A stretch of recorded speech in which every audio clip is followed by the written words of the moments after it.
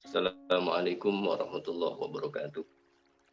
Waalaikumsalam warahmatullahi Alhamdulillahirabbil alamin wassalatu wassalamu ala asyrofil anbiya'i wal mursalin sayyidina wa maulana Muhammadin wa ala alihi wa ashabihi ajma'in. Rabbi shrah li sadri wa yassir li amri wahlul 'uqdatam min lisani yafqahu qawli. Allahumma anfa'na bima 'allamtana wa 'allimna ma yanfa'una warzuqna 'uluman yanfa'una. Amin ya rabbal alamin. Alhamdulillah, pada pertemuan yang ketiga ini kita masih diberi kesehatan, masih diberi umur panjang, kesempatan sehingga dapat bermuajah walaupun sebatas melalui online.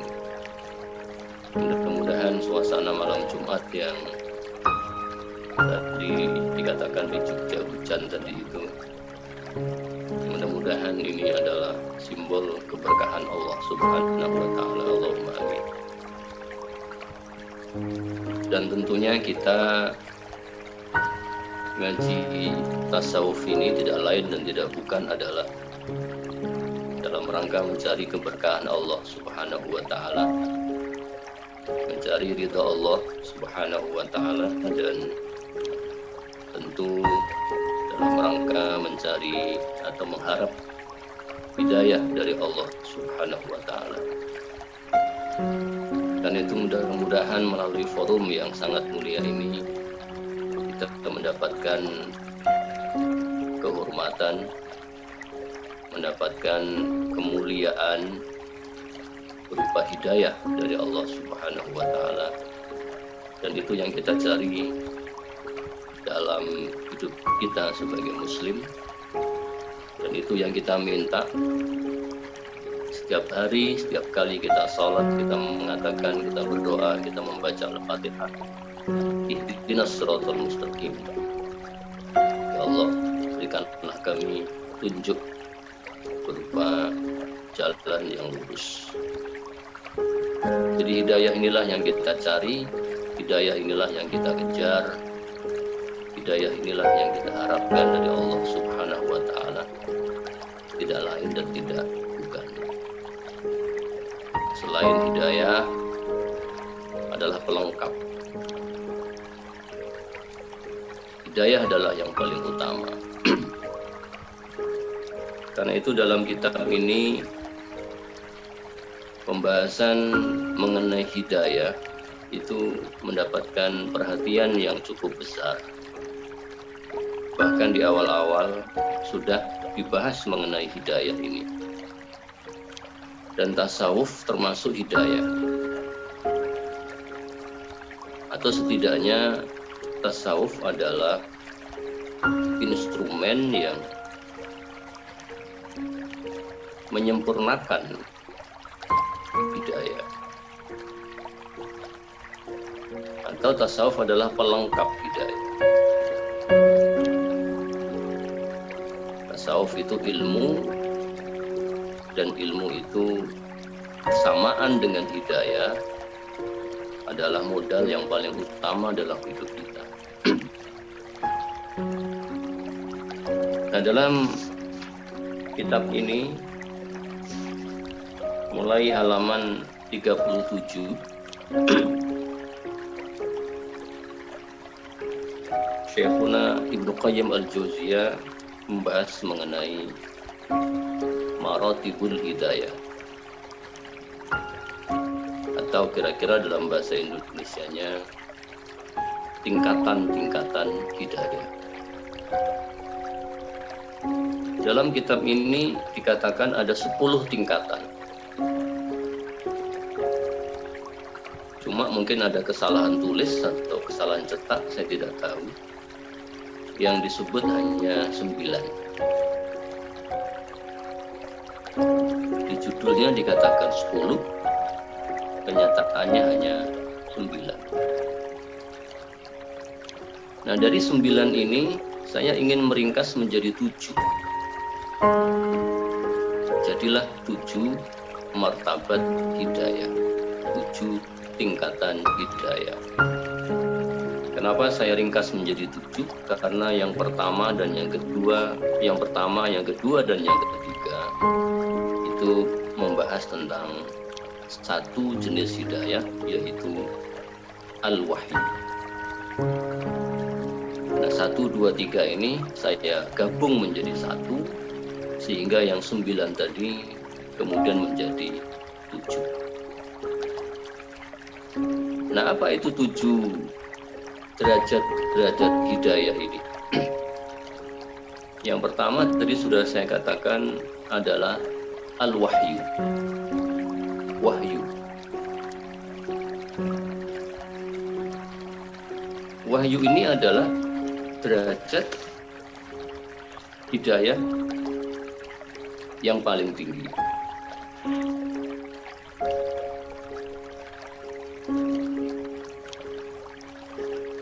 Wahyu ini ada 2 jenisnya. Ini kita agak sedikit ke ilmu tauhid. Wahyu ini ada 2 jenisnya. Yang pertama adalah wahyul ilham, wahyul ilham. Dan yang kedua adalah wahyul irsal. Wahyul ilham adalah wahyu atau bisikan dari Allah yang Allah berikan kepada manusia biasa, bahkan kepada binatang, selain kepada nabi. Karena itu Allah mengatakan, wa auha rabbuka ilan nakhli anittakhidhi minal jibali buyutan. Dan Allah mewahyukan, memberi wahyu, memberi bisikan kepada lebah untuk menjadikan gunung sebagai rumah. Karena itu dalam konteks ini binatang juga mendapatkan wahyu, tapi wahyu dalam artian bisikan.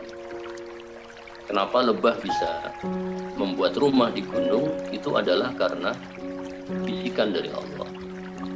Dan itu berlaku untuk semua binatang, bahwa semua binatang kenapa mereka bisa melakukan apa yang mereka lakukan? Karena bisikan, petunjuk dari Allah Subhanahu wa Ta'ala. Nah, yang kedua adalah wahyul irsal, wahyu yang diberikan kepada kalangan tertentu, yaitu para nabi dan para rasul. Ini namanya al-wahyu al-mukhtas bil anbiya, wahyu yang khusus Allah berikan kepada para nabi. Seperti firman Allah, inna auhayna ilaika kama auhayna ila nuhin wan nabiyyina min ba'di. Telah aku berikan wahyu kepadamu, wahai Nabi Muhammad, wahyu yang sama yang aku berikan kepada Nabi Nuh dan nabi-nabi setelahnya.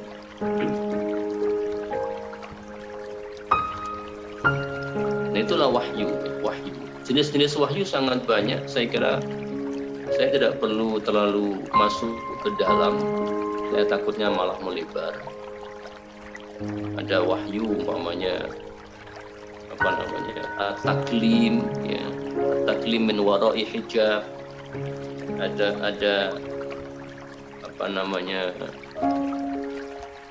ar-ru'ya as-sadiqah, ada an-nafs ar-raw',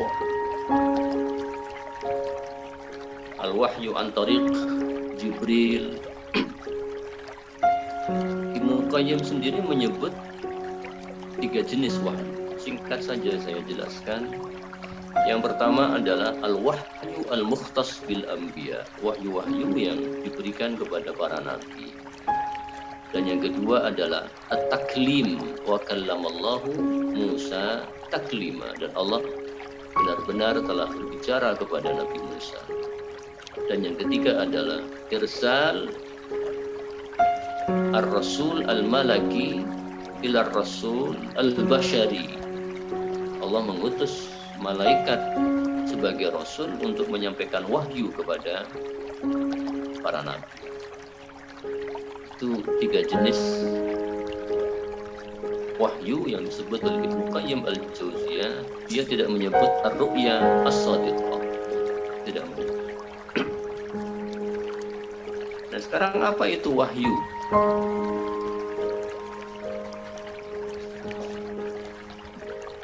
Definisi Ibnu Qayyim al-Jauziyah kurang lebih sama dengan definisi para ulama yang lain.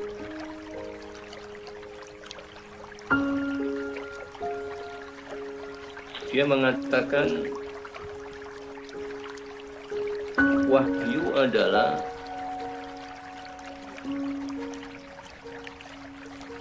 sebentar saya cari, saya ingat cuma belum ketemu di sini. Wahyu itu adalah al-i'lam as-sari' al-khafi. Itu dia katakan di sini. Coba saya lupa tempatnya di sini. Di halaman 38 ya. Di halaman 38. Wahyu itu adalah al-i'lam as-sari' al-khafi.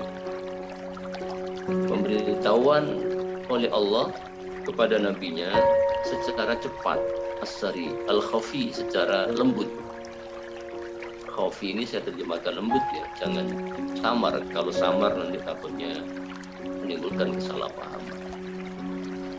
Ini adalah definisi yang umum yang disampaikan oleh para ulama mengenai wahyu ini. Nah, dalam kesempatan ini saya kira menarik ya untuk memperkenalkan salah satu definisi yang disampaikan oleh ulama mutaakhirin sebagai perbandingan saja, sebagai perbandingan antara definisi ulama awail dan ulama mutaakhirin. Nah, salah satu ulama mutaakhirin yang saya ambil sebagai contoh adalah seorang ulama Al-Azhar yang bernama Muhammad Abdul Azim Az-Zurqani. Beliau meninggal pada tahun 1948. Kitabnya berjudul Manahil Al-Arfan fi Ulumil Quran. Ini tentang ilmu Al-Quran. Kitabnya 2 jilid. Kitab ini sangat bagus ya. Dan saya kira bagi yang gemar mendalami ilmu Al-Quran, ulumul Quran, saya kira kitab ini layak untuk dijadikan sebagai rujukan. Akan dikaji untuk tesis maupun disertasi. Di Indonesia saya tidak yakin kitab ini dikenal secara luas. Karena itu pada kesempatan ini saya ingin memperkenalkan sedikit tentang kitab ini. Judulnya Manahil Al-Arfan fi Ulumil Quran. Penulisnya Muhammad Abdul Azim Az-Zurqani. Buku ini menarik karena salah satunya yang membuat kitab ini menarik adalah bahwa kitab ini menggabungkan antara ajaran Al-Imam Az-Zarkashi dalam kitabnya Al-Burhan dengan ajaran Al-Imam As-Suyuti dalam kitabnya Al-Itqan. Jadi kitab ini istilahnya sintesa, penggabungan antara Al-Burhan dan Al-Itqan. Karena itu dengan membaca kitab ini kita akan istilahnya sekali mendayung. Mohon maaf, Rob, sinyalnya terputus-putus.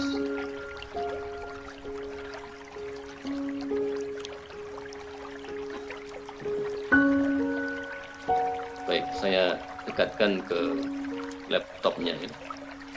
Mudah-mudahan sudah jelas, Gus Fathur.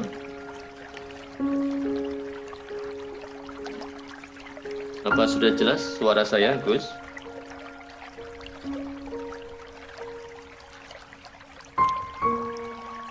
Suara saya jelas, Gus? Halo? Baik, saya lanjutkan, mudah-mudahan dengar suara saya ya. Jadi dengan membaca kitab ini, kita akan istilahnya sekali mendayung 2-3 pulau terlampaui. Dengan membaca kitab ini, kita akan berkenalan dengan Al-Burhan dan sekaligus dengan Al-Itqan. Dan jangan lupa dua kitab ini, Al-Burhan dan Al-Itqan ini adalah kitab babon, kitab induk, kitab yang sangat penting sekali dalam kajian ulumul Quran. Kitab yang sangat cerdas, jenius. Ini jenius dua kitab ini. Karena itu bagi yang mendalami ulumul Quran wajib membaca dua kitab ini. Kalau perlu membaca pula kitabnya Az-Zurqani yang tadi saya sebut. Nah, Az-Zurqani mendefinisikan al-wahyu sebagai berikut. Jangan lupa Az-Zurqani ini minal mutaakhirin. Dia mengatakan al-wahyu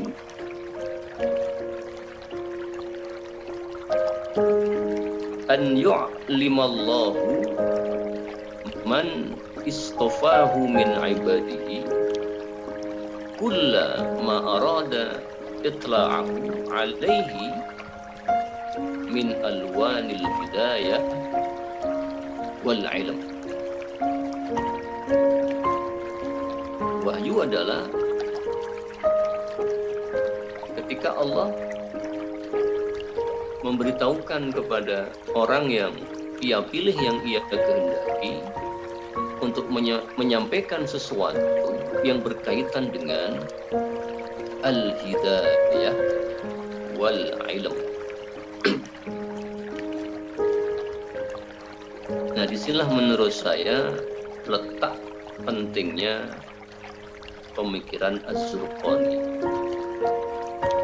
Dia mengajarkan bahwa wahyu itu memiliki dua unsur yang paling utama, yaitu al-hidayah dan al-ilm. Itulah muatan, komponen, ingredient, unsur yang paling utama dalam wahyu, dalam agama Islam, dalam syariah. Islam itu, syariah itu, wahyu itu, isinya ya dua hal ini, hidayah dan ilmu. Hidayah dan ilmu. Nah, karena itu sebagai seorang muslim, dua hal ini yang harus kita kejar, hidayah dan ilmu.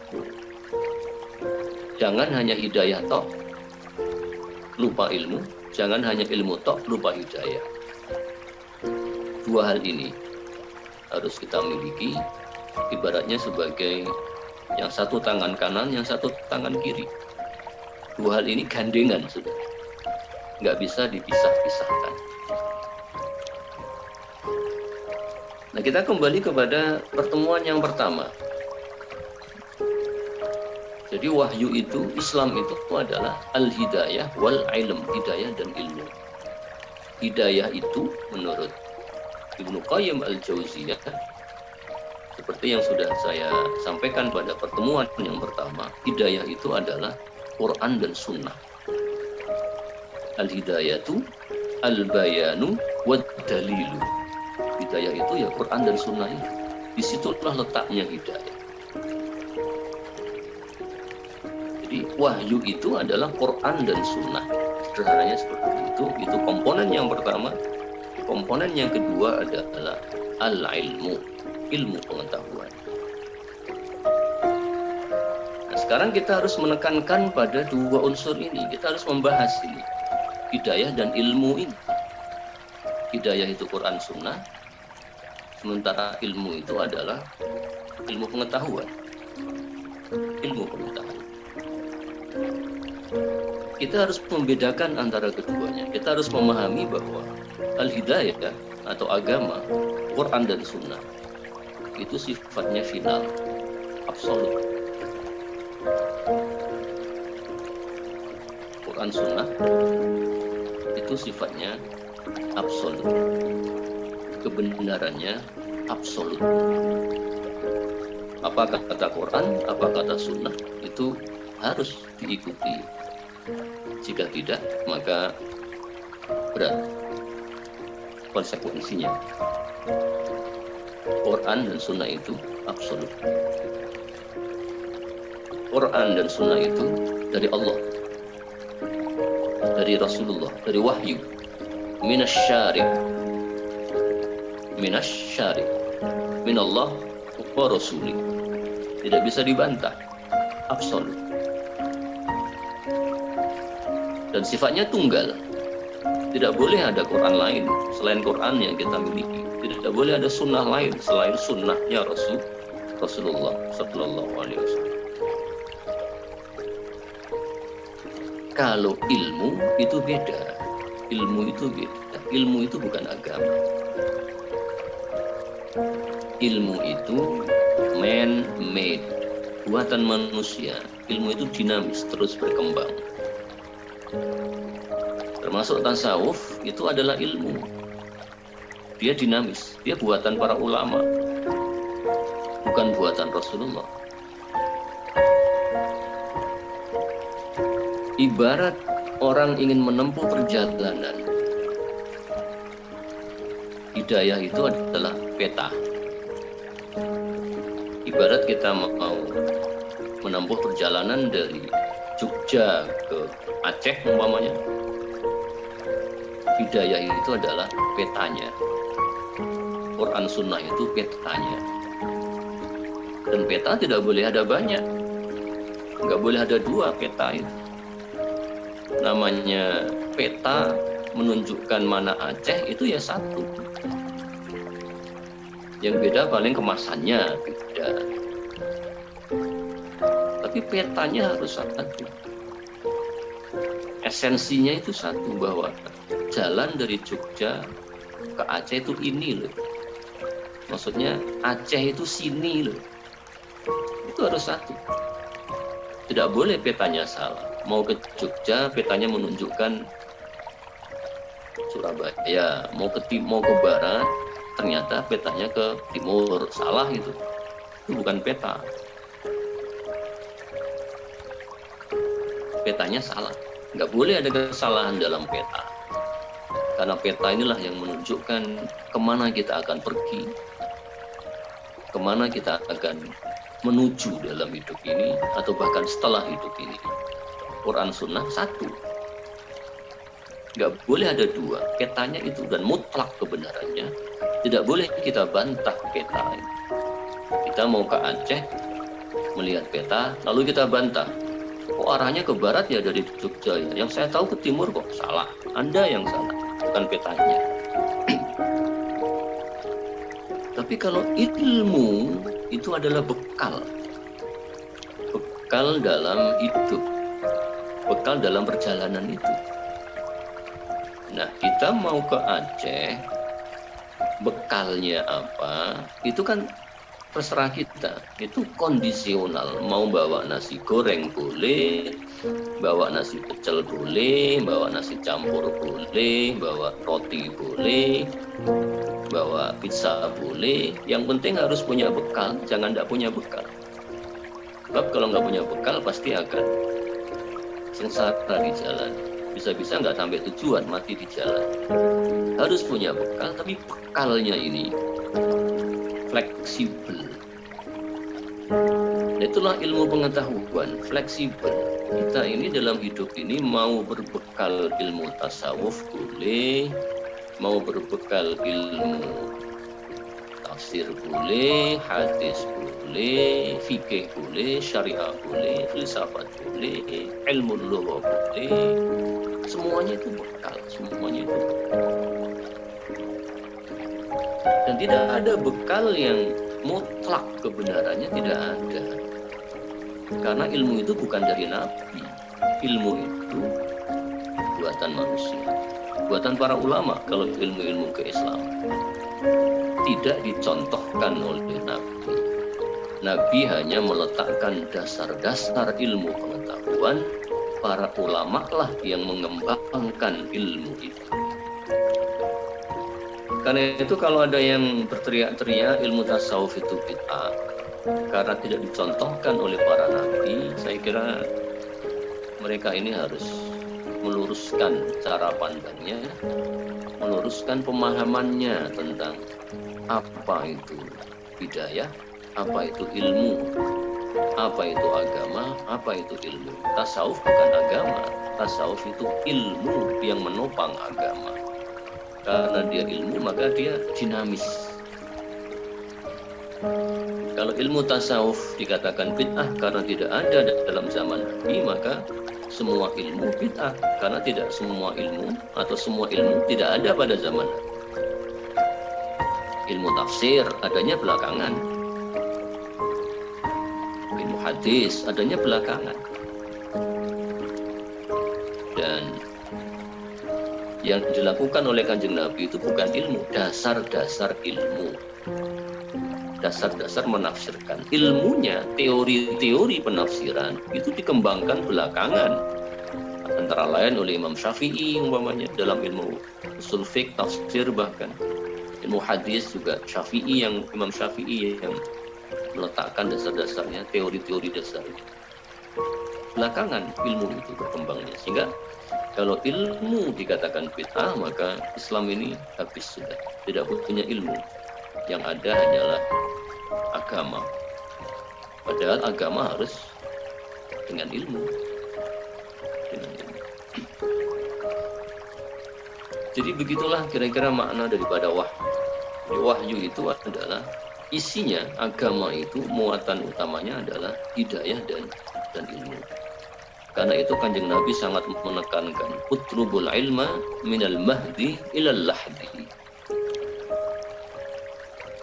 Thalabul ilmi faridatun, wajib.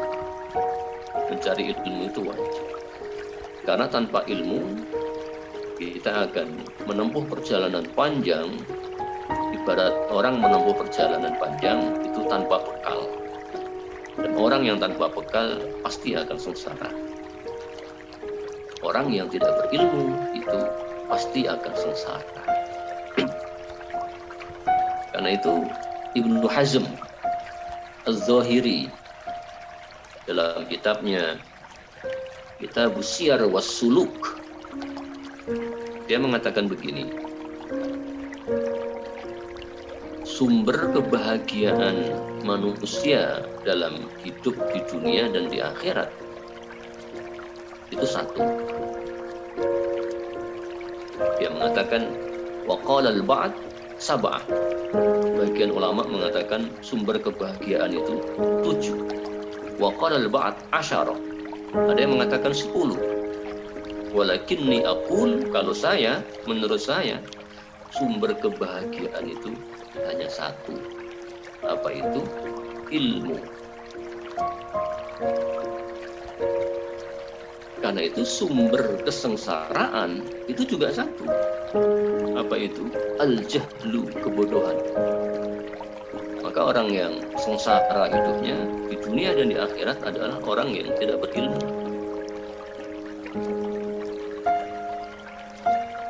Orang yang bodoh itu orang yang paling sengsara. Mau berbuat apa saja tidak bisa, sulit. Karena tidak berilmu. Man arada dunya fa'alaihi bil ilmi wa man arada al-akhirah fa'alaihi bil ilmi. Barang siapa yang ingin dunia, ingin mendapatkan dunia, maka harus dengan ilmu.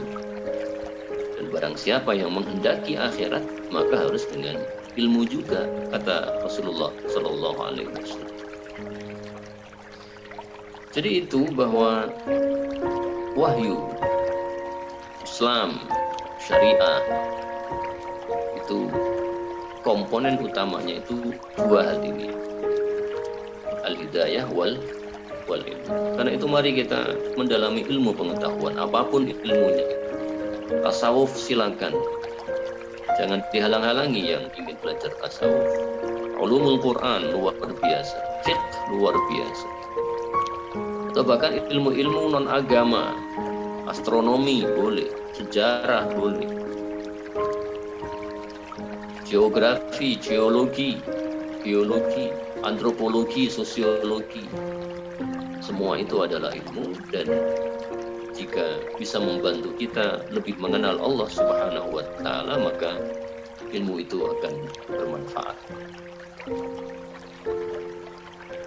Itu yang pertama,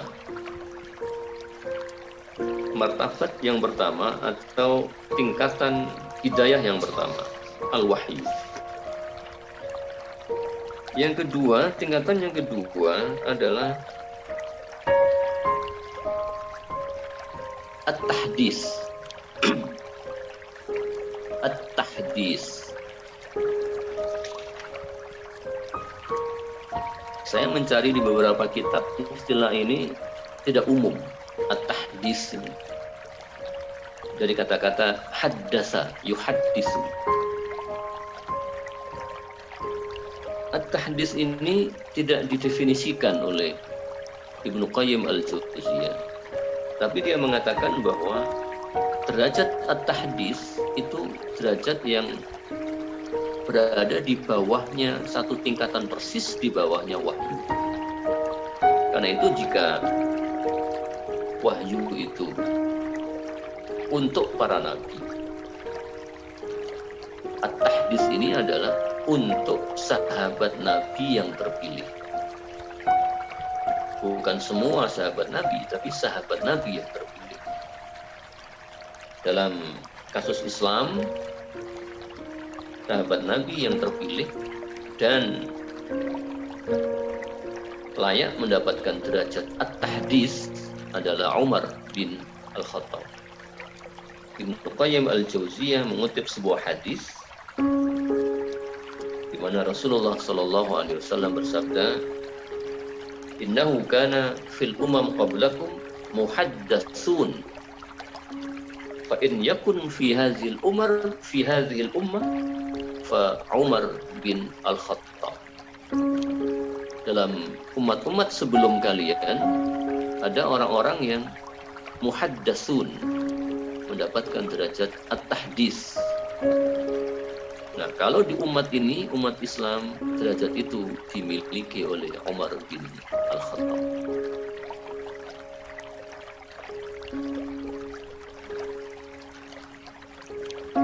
Dalam satu penggalan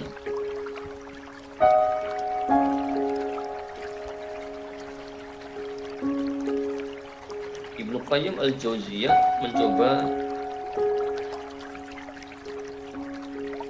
mengutip pandangan sebagian ulama yang mengatakan at-tahdis huwa ay al-muhaddas, orangnya huwa alladhi yuhaddatsu fi sirrihi wa qalbihi bisyai'. Orang yang dikabari, kira-kira begitu. Dikabari atau mendapatkan kabar tentang kondisi sirnya dan hatinya. Sir itu dalam tasawuf tentu yang barangkali sudah sering kita dengar, yang sudah kita ketahui bersama-sama, adalah jauhar yang lebih lembut dari hati. Ada hati, kemudian ada sir. Orang yang sudah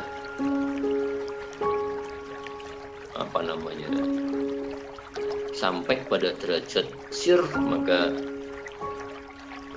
telah mencapai pada derajat tasawuf yang sangat tinggi.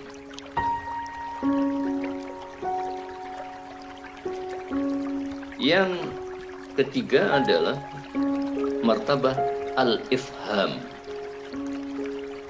Yang pertama wahyu, yang kedua tahdits, yang ketiga adalah al-ifham, pemberian pemahaman. Pemberian pemahaman. Jadi pemahaman ini termasuk hidayah. Pemahaman. Hidayah yang tingkatnya nomor 3. Derajat kemuliaannya itu nomor 3 setelah al-wahyu, at-tahdits, kemudian al-ifham.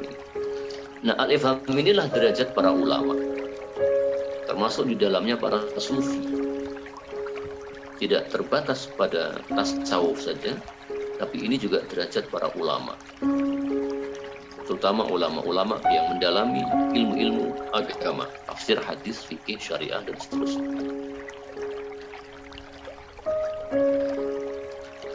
Nah,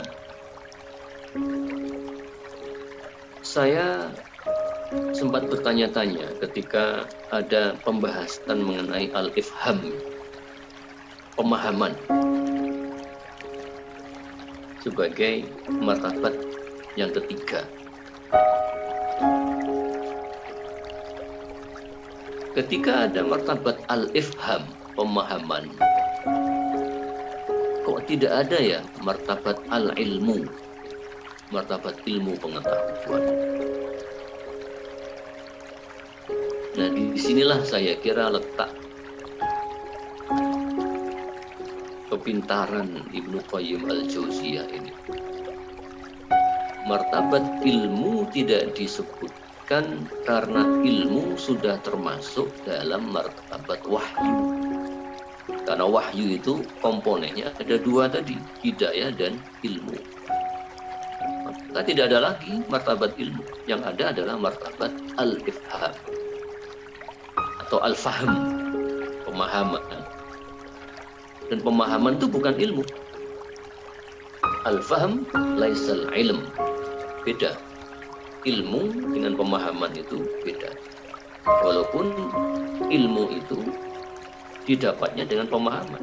Semakin tinggi derajat pemahaman seseorang, semakin tinggi pula ilmu. Kalau ilmu itu adalah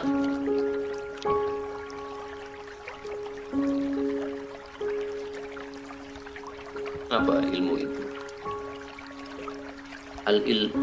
Al-ilmu ada yang mengatakan al-fahm. Al-ilmu ada yang mengatakan al-idrak.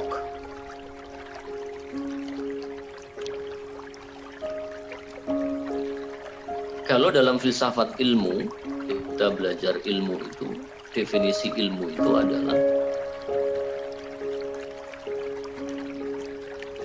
sekumpulan teori.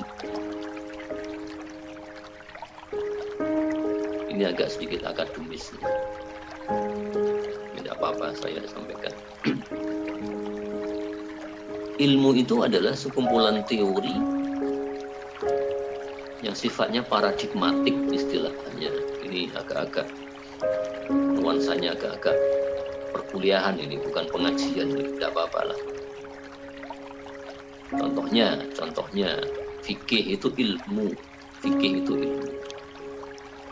Disebut ilmu karena ia merupakan kumpulan daripada teori-teori yang sudah paradigmatik, sudah mapan. Dikatakan mapan karena dia sudah dibangun selama beratus-ratus tahun, 1000 tahun lebih,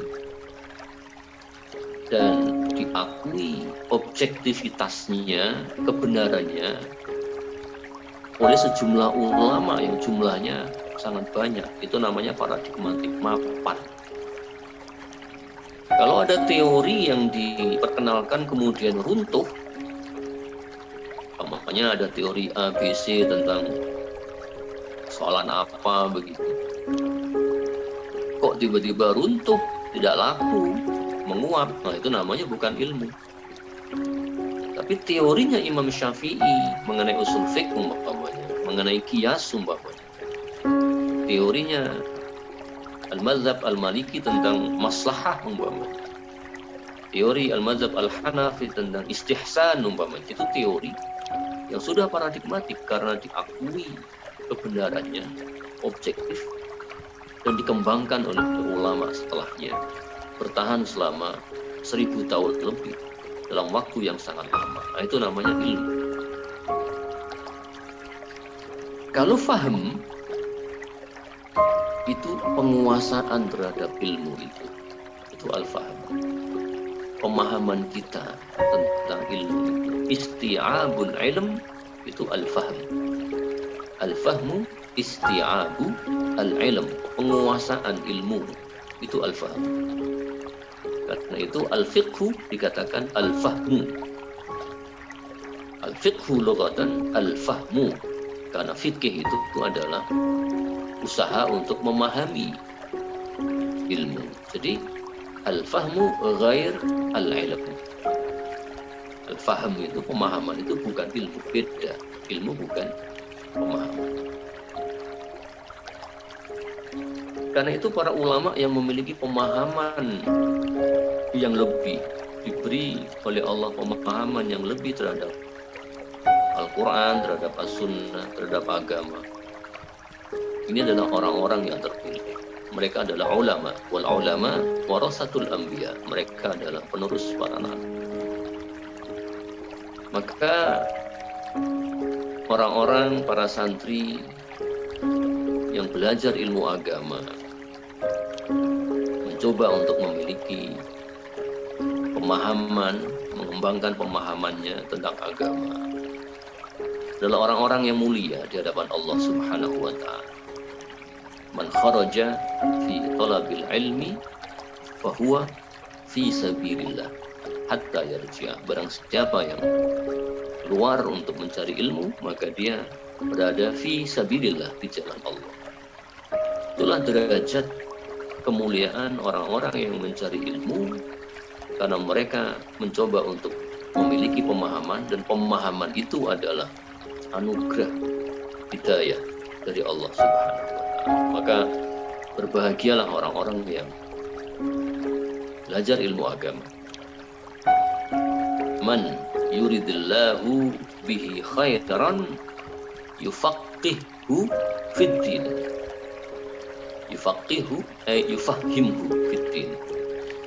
Barang siapa yang Allah menghendaki untuknya sebuah kebaikan, maka Allah akan memberinya pemahaman tentang agama. Jadi alhamdulillah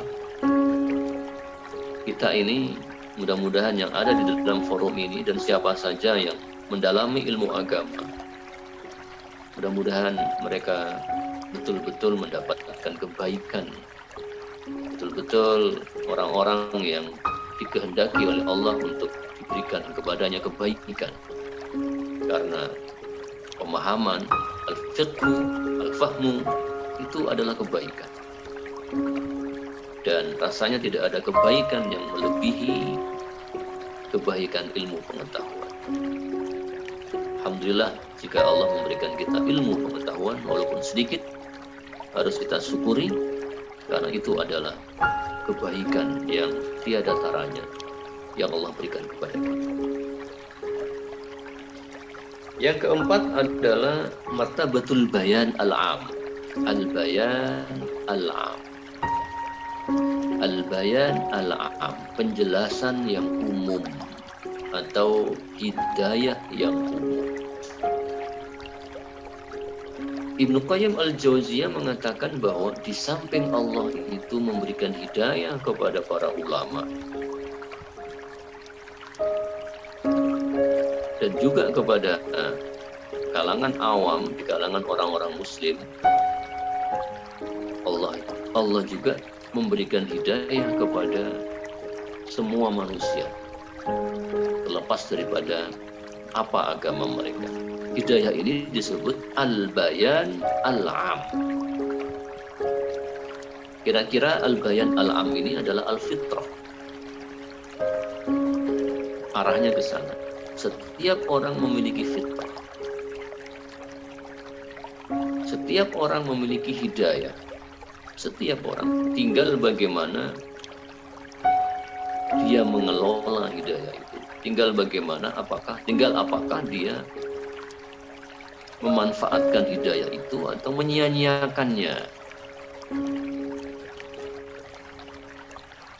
Wa amma samud fahadainahum fastahabbul ama 'alal huda. Contohnya itu. Kaum Samud itu kami beri hidayah. Kaum Samud kami beri hidayah. Hanya saja mereka lebih memilih, lebih menyukai al-ama, kesesatan, alal huda, atas petunjuk. Mereka lebih memilih kesesatan daripada petunjuk. Mereka sendiri yang memilih kesesatan, padahal Allah telah memilih atau memberikan hidayah kepada mereka.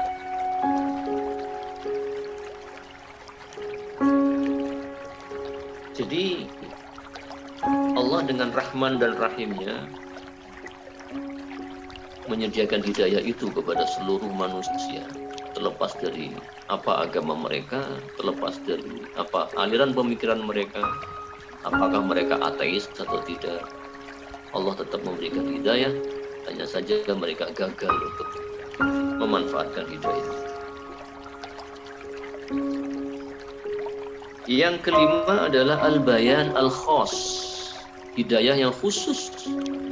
Kalau tadi al-am, umum, untuk semua manusia. Kalau al-khas ini untuk semua, untuk orang-orang muslim.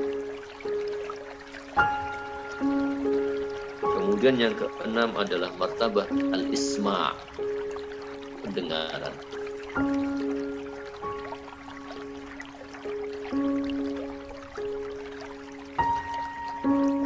Saya kira saya sudah mau berapa menit? Sudah lama saya, Mas. Ya. Sudah 1 jam lebih ya, 1 jam ya. Oke, saya singkat saja ya. Yang terakhir adalah martabah. Kenapa? Mohon maaf tadi gangguan sinyal di saya karena hujan. Ya. Silakan. Ya, baik.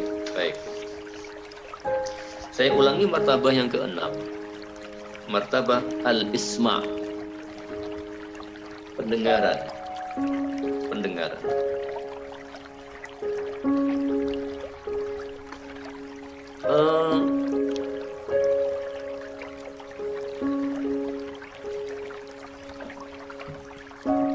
Manusia ini memiliki kecenderungan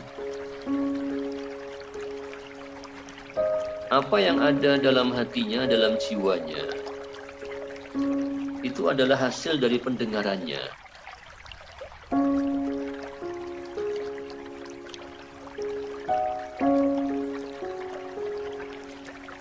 Ada 3 hal lah. Selain pendengaran, ada juga penglihatan. As-sama' wal absar wal afidah. As-sama' wal absar wal afidah. Biasanya 3 hal ini disebut dalam Al-Quran secara bergandengan. Cuma yang menarik, as-sama' ini sering disebut secara mufrad, tunggal, sama. Kalau absar jama' dalam jumlah banyak, al-afidah juga dalam jumlah banyak. Itu menandakan ada sesuatu yang unik dengan pendengaran.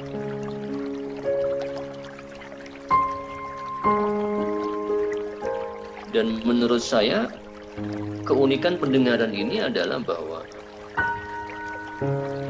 beda dengan penglihatan. Kalau dengan penglihatan, kita bisa melihat ke banyak arah.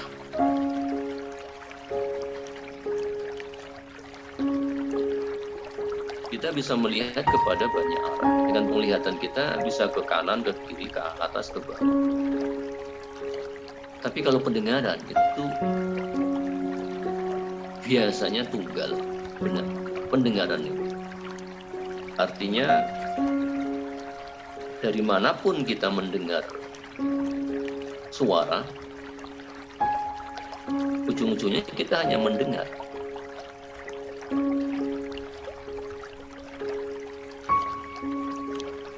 Apakah suara dari kanan, apa dari kiri, apa dari atas, apa dari bawah? Yang kita dengar ya suara itu. Jadi istilahnya pendengaran itu satu arah. Kalau penglihatan banyak arah. Maka kalau kita bertemu dengan teman-teman kita yang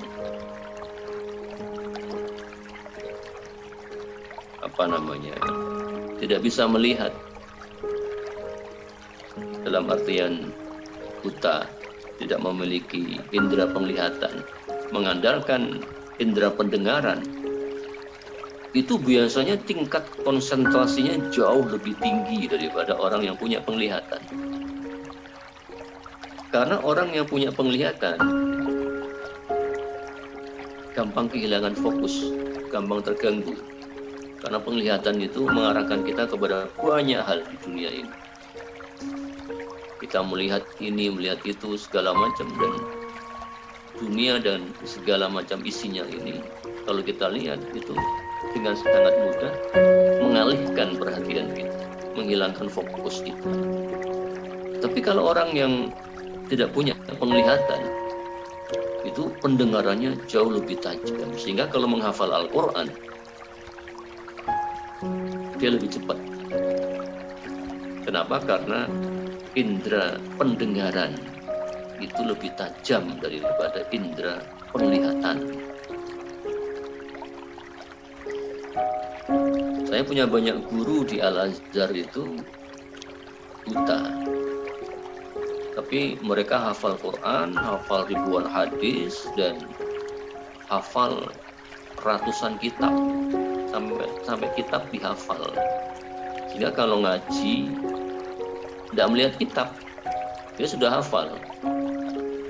Buka halaman sekian, alinea kesekian, langsung dia baca dan dia hafal. Tajam sekali hafalannya, karena dia mengandalkan pendengaran. Jadi indera pendengaran itu lebih tajam daripada indera penglihatan. Karena itu pendengaran itu adalah bentuk daripada hidayah. Kalau penglihatan oleh Ibnu Qayyim nggak disebut sebagai hidayah. Kenapa? Karena hidayah itu lebih mudah masuk lewat jalur pendengaran daripada jalur penglihatan.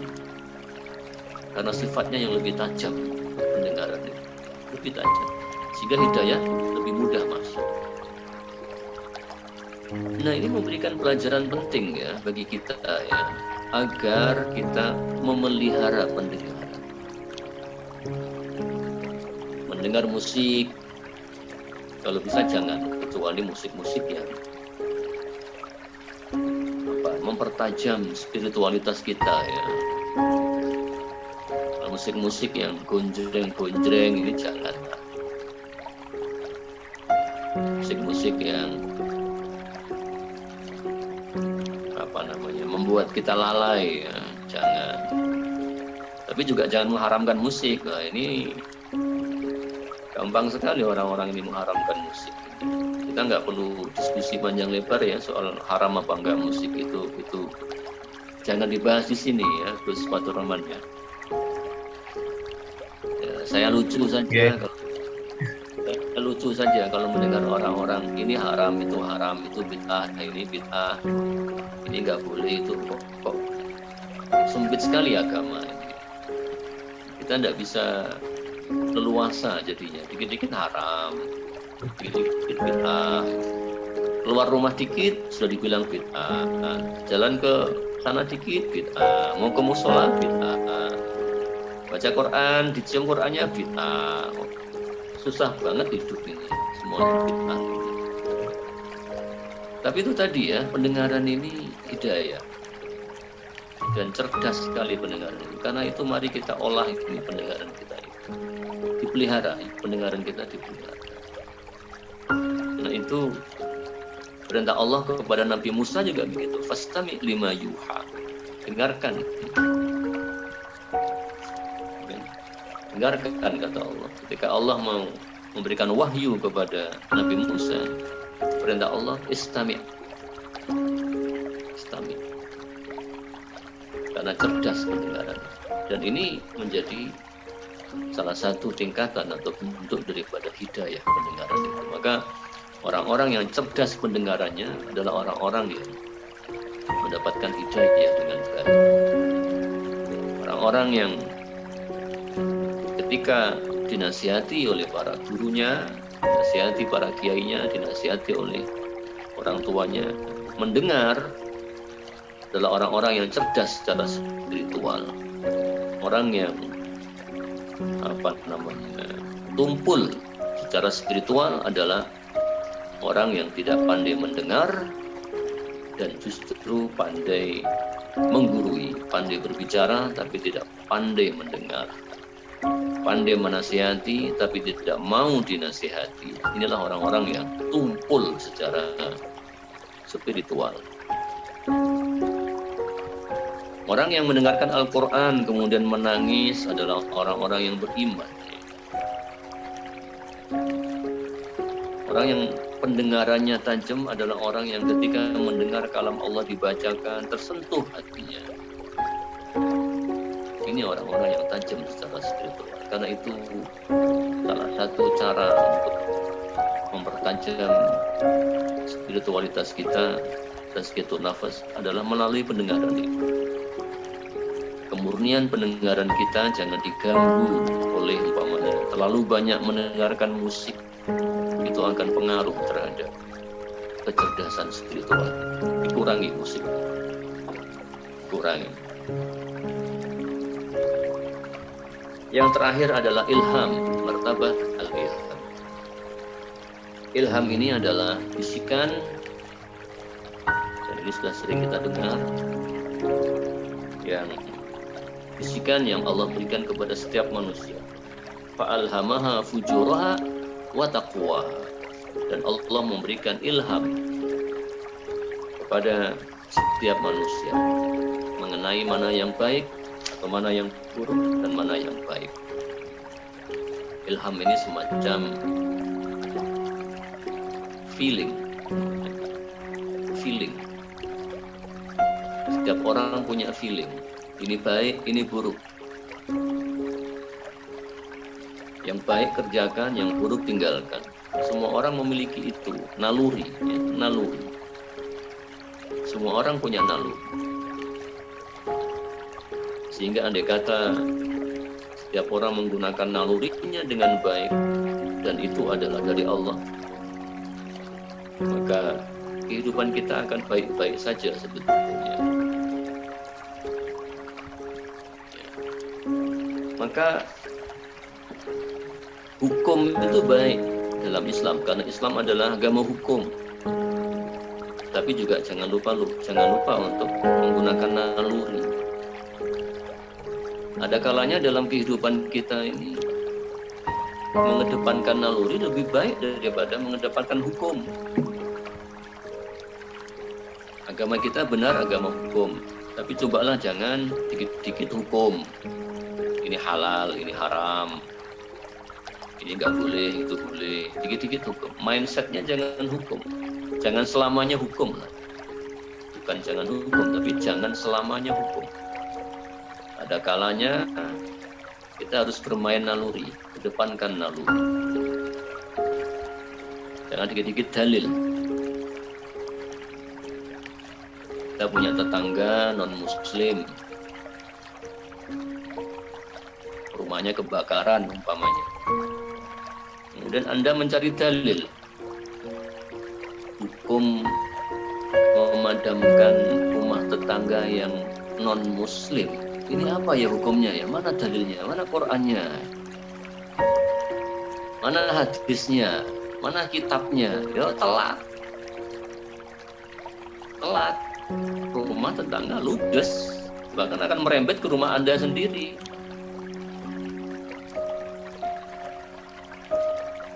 Ada tetangga kesusahan, nyari dalil, tapi dia ini bukan NU. Boleh apa enggak ini membantu orang yang non NU? Tapi dia ini nggak pernah sholat dia ini. Gimana mau membantu kasih makan? Dia nggak pernah sholat. Cari dalil, mana dalilnya, mana Qurannya, mana hadisnya? Telat.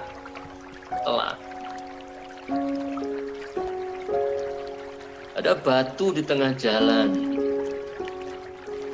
Naluri Anda pasti akan mengatakan batu ini berbahaya. Harus disingkirkan. Kalau nggak disingkirkan, takutnya ada motor lewat mengenai batu jatuh. Atau ada mobil lewat melindas batu, batunya kemudian terlempar mengenai orang, bahaya. Naluri Anda mengatakan ini bahaya, langsung singkirkan. Jangan mencari dalil. Dalil dalam konteks ini hanya justifikasi saja, pembenaran bahwa yang Anda lakukan kalau menyingkirkan batu itu baik, justifikasi. Tapi sebagai pendorong untuk melakukan kebaikan, jangan cari dalil dalam konteks ini. Gunakan naluri. Karena itu dalil bagus, karena kita agama Islam ini agama dalil, agama hukum. Tapi dalam kasus-kasus tertentu gunakan naluri. Karena kita punya naluri, itu Allah yang memberikan. Kita tahu mana fujuroha wa taqwaha, mana kita tahu dengan naluri itu mana yang fujur, mana yang takwa, mana yang jelek, mana yang tidak, mana yang bagus. Dengan naluri itulah. Dan naluri ini derajatnya di bawah akal, belum lagi akal ini. Belum lagi akal. Naluri itu di bawahnya akal. Bawahnya akal. Apalagi kalau sudah bicara akal. Kadang-kala dalil itu bisa nomor sekian kalau sudah akal. Dan itu marilah kita mencoba untuk sedikit fleksibel dalam itu. Jangan terlalu kaku karena terlalu berorientasi pada dalil. Kalau kita selalu dalil, maka mestinya kalau serba dalil, mestinya tidak ada nabi terakhir, akan ada nabi lagi mestinya. Gak berhenti di Nabi Muhammad. Karena kehidupan begitu dinamis dan butuh dalil semua. Kenyataannya tidak begitu. Jadi dalil ini menurut ungkapan Ibnu Rushd, an-nusus mutanahiyah. An-nusus mutanahiyah. Wa dzuruful insan alla mutanahiyah. Fa kaifa tatahakkamu al-mutanahiyah ala al-mutanahiyah? Dalil-dalil itu terbatas. Qur'annya ya halamannya cuma segitu itu, tidak berkembang dan nggak boleh ada penambahan atas dalil Al-Qur'an. Dalil terbatas. Sementara urusan manusia tiada batas. Bagaimana mungkin yang terbatas itu menghukumi yang tiada batas? Karena itu ada wilayahnya sendiri, ada wilayah yang harus menggunakan dalil, itu pasti. Itu pasti tidak boleh dibantah. Ada wilayah dalam agama yang harus menggunakan dalil, tapi ada banyak wilayah dalam kehidupan kita yang tidak harus menggunakan dalil. Dan tasawuf, kalau jenengan membaca kitabnya Al-Kalabazi, ini penutup Gus Fatur. Kalau kita membaca kitabnya Al-Kalabazi, judulnya At-Ta'arruf, itu Masya Allah, ketika bicara tentang ilmu tauhid, tentang at-tauhid dalam kitab Al-Kalabazi itu, dia sama sekali tidak mengutip dalil. Inilah inilah pelajaran penting dari para sufi, bahwa semua banyak hal yang bisa dijelaskan termasuk tentang tauhid yang tidak harus menggunakan dalil. Para sufi sudah banyak yang melakukan itu, dan saya kira patut kita contoh pelajaran dari para sufi, banyak menggunakan pemahaman atau al-faham tadi itu, banyak menggunakan naluri, walaupun tentu sering pula menggunakan dalil tapi tidak selamanya. Saya kira itu Mas Fatur Rahman, mudah-mudahan apa yang saya sampaikan ini manfaat. Amin. Saya tidak tahu apakah para pemirsa ini menyimak dengan baik, apakah materi saya terlalu berat, membosankan atau bagaimana. Mudah-mudahan tidak, mudah-mudahan manfaat. Gaya saya ya begini ini, tidak ada lucu-lucunya Mas Fatur. Kalau para penceramah yang lain kan lucu, jadi menarik, segar. Saya tidak bisa, ya begini ini.